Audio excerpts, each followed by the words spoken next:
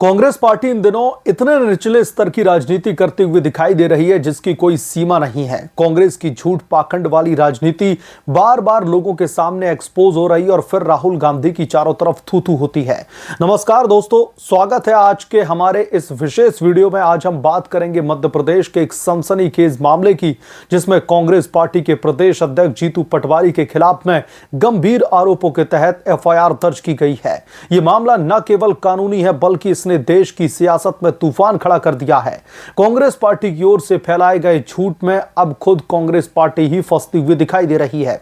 मध्य प्रदेश से लेकर के दिल्ली तक कांग्रेस खेमे में खलबली मची हुई है और कांग्रेस पार्टी में अब लगातार राहुल गांधी से लेकर के सोनिया गांधी तक सबकी जमकर के आलोचना की जा रही है। यह कहानी दोस्तों शुरू होती है अशोकनगर जिले के मुंगावली थाना क्षेत्र के मुंड्रा बड़गांव से, जहां पर एक युवक गजराज लोधी ने गांव के सरपंच के बेटे और उनके साथियों पर गंभीर आरोप लगाए। उसने दावा किया कि उसके साथ में मारपीट की गई और उसे जबरन मानव मल जो है खिलाया गया।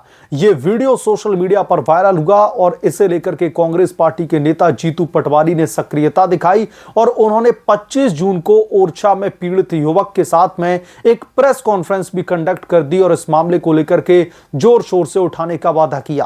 पटवारी ने भारतीय जनता पार्टी की सरकार पर निशाना साधते हुए अशोकनगर कलेक्टर को फोन करके 8 दिन में कार्रवाई की मांग की। लेकिन कहानी में दोस्तों एक नया मोड़ तब आ गया जब पीड़ित युवक ने अपने बयान से पलटते हुए कलेक्टर को शपथ पत्र सौंपा और इस शपथ पत्र में गजराज लोधी ने अशोकनगर कलेक्टर को दरअसल जो है सीधे तौर पर उन तमाम बयानों को झूठा करार दे दिया जिसमें उसने कहा था कि उसके साथ में मानव मल खिलाने की कोई घटना हुई भी थी। इसके बजाय उसने आरोप लगाया कि कुछ स्थानीय कांग्रेस नेताओं ने उसे ओरछा से ले जाकर के जीतू पटवारी से मिलवाया, वहां उसे मोटरसाइकिल और आर्थिक मदद का लालच देकर के सरपंच के खिलाफ में झूठा बयान देने के लिए मजबूर किया गया। अब दोस्तों यहां पर समझने वाली बात यह है कि कांग्रेस पार्टी कितने निचले स्तर की राजनीति कर सकती है। आप लोग समझिए कि उस युवक के ऊपर दबाव बनवा करके कांग्रेसी नेताओं ने ही उसको मजबूर कर दिया कि आप सरपंच के खिलाफ में इस तरीके के बयान जो है दीजिए और पैसों का लालच दे दिया। इस शपथ के पत्र के आधार पर मुंगावली पुलिस ने जीतू पटवारी और अन्य नेताओं के खिलाफ में भारतीय न्याय संहिता की धारा 61(2), 196 (1)(a), 197 (1)(c), 229(2), 237 और 353 (1)(c) के तहत केस दर्ज कर दिया है। पुलिस का कहना है कि यह कृत्य न केवल झूठे साक्ष्य गढ़ने का प्रयास था बल्कि इससे जातीय वैमनस्य फैलाने और सामाजिक शांति भंग होती है। इस मामले ने कांग्रेस पार्टी की कार्यशैली पर कई सवाल खड़े कर दिए हैं। भारतीय जनता पार्टी ने भी इसे कांग्रेस की साजिश करार दिया जिसमें दलित समाज के नाम पर झूठ फैला करके मध्य प्रदेश की छवि को धूमिल करने की कोशिश की गई। भाजपा के मीडिया प्रभारी आशीष अग्रवाल ने कहा कि वो कांग्रेस पार्टी की ओछी राजनीति का दरअसल ये कोई पहला मामला नहीं है। कांग्रेस पार्टी अक्सर इस तरीके की ओछी राजनीति करते रहते हैं।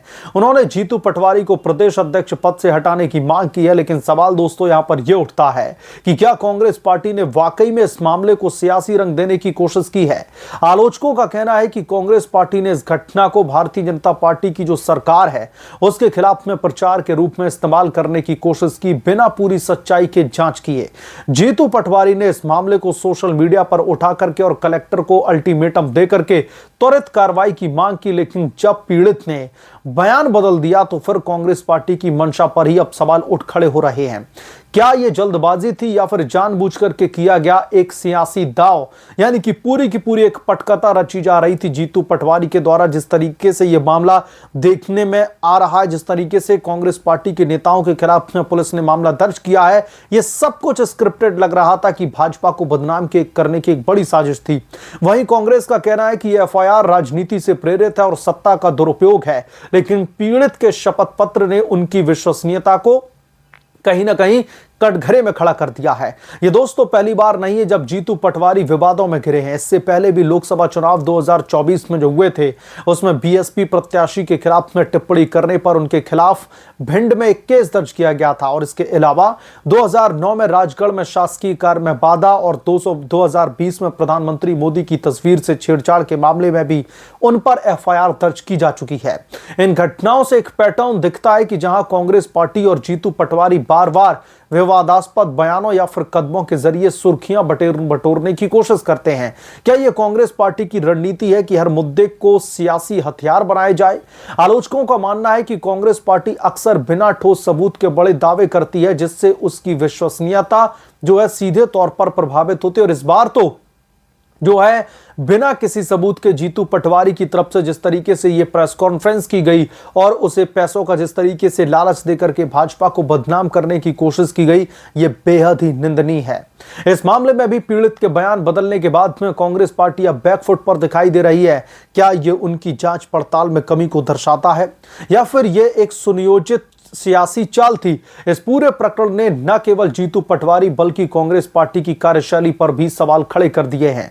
एक तरफ कांग्रेस पार्टी का कहना है कि वो दलितों और पीड़ितों के हक के लिए लड़ रही है, वहीं दूसरी तरफ भारतीय जनता पार्टी और पीड़ित के शपथ पत्र ने उनके इरादों पर संदेह पैदा कर दिया। संदेह पैदा नहीं बल्कि कांग्रेस पार्टी की इस ओछी राजनीति को, कांग्रेस पार्टी के फर्जी प्रोपेगेंडे को पूरी तरीके से एक्सपोज कर दिया है। क्या कांग्रेस पार्टी ने जल्दबाजी में बिना पूरी जांच के इस मुद्दे को उठाया या फिर भारतीय जनता पार्टी सरकार को बदनाम करने की एक रची गई ये साजिश थी? दोस्तों, ये मामला अब कानूनी और सियासी दोनों मोर्चों पर गर्म है। हमारी राय में किसी भी पार्टी को ऐसे संवेदनशील मुद्दों पर सावधानी बरतने की जरूरत है ताकि समाज में वैमनस्य न फैले। क्योंकि जीतू पटवारी की तरफ से जो ये एक्ट किया गया है, जो जीतू पटवारी ने आनन फानन में उस दलित के लेकर के एक प्रेस कॉन्फ्रेंस भी कंडक्ट करते हैं और उस वीडियो को सोशल मीडिया पर भी पोस्ट कर दिया जाता है और उसके बाद में फिर सच्चाई कुछ और ही निकल करके आती है। जीतू पटवारी राजनीति के नशे में इतने चूर थे कि कलेक्टर को ही अल्टीमेटम दे दिया। कलेक्टर को अल्टीमेटम देते हुए कह दिया कि जल्द से जल्द इस मामले में कार्रवाई होनी चाहिए, लेकिन मामला कुछ और ही निकला। यानी कि जीतू पटवारी ने एक्सपेक्ट भी नहीं किया होगा जिस तरीके से उनकी तरफ से जो सियासी दांव, जो सियासी जो है जाल फैलाया जा रहा था, उसमें खुद कांग्रेस पार्टी फंस जाएगी।